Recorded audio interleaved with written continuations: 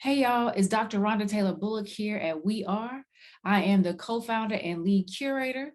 This week, we launched the Some People Need to Be Fired campaign to hold our education profession to a higher standard by removing those who should not be in schools.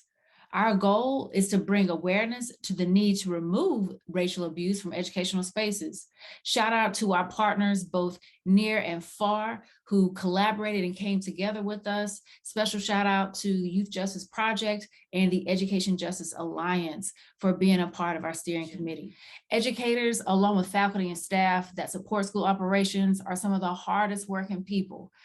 Many of us give countless hours and money to ensure that we provide students and families with the love, care, and education that they need. And we just have some amazing educational leaders who bring an anti-racism framework, socially justice framework to their practice. And we are beginning to see, and we've seen it for a while too, the fruits of that labor. And so with that in mind, it's extremely disheartening to give our all while knowing that we have colleagues who are unfortunately operating around us who hold a biased beliefs or who hold bigotry in their hearts and in their actions. We oftentimes we know who those people are, and then we need to hold them accountable. It's a gift and a privilege to play a vital role as an educator in young people's lives. And when someone unapologetically shows up as racist, biased, or bigoted, they need to be fired.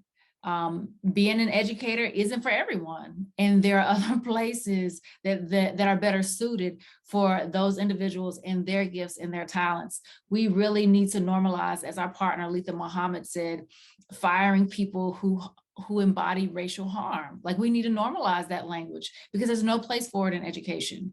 While we're wrapping up our Some People Need to Be Fired campaign, and although our social media blitz is coming to an end, you can still get involved. Visit our website at weare-nc.org or follow us on social media at weare_org. This Black History Month, we began by celebrating Black Lives Matter at School Week. Our campaign followed that with Some People Need to Be Fired. And next week, we'll be joining the Center for Black Educator Development as they bring data to support building a Black educator pipeline. So there's many ways to stay plugged in. And our planning team talked about, we don't want to just stop here and do this in February. We want to keep that same energy throughout the year. So we'll be coming back later, strategizing and organizing how we, again, normalize this language of firing folks who are embodying egregious racist harm in our educational spaces. And some people might be wondering, where did this come from? And so last April, we held a panel on racial discipline disparities.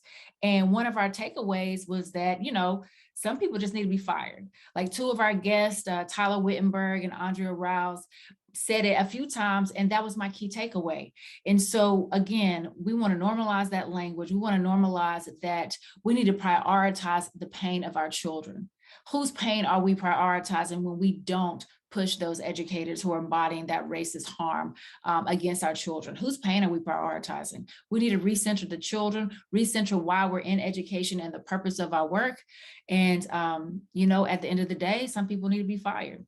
And so, again, I invite you all to stay plugged in with us as an organization. This is what we do 365, not just in the month of February, and get plugged into the other organizations who are supporting this work as well. Thank y'all so much. And until next time, peace.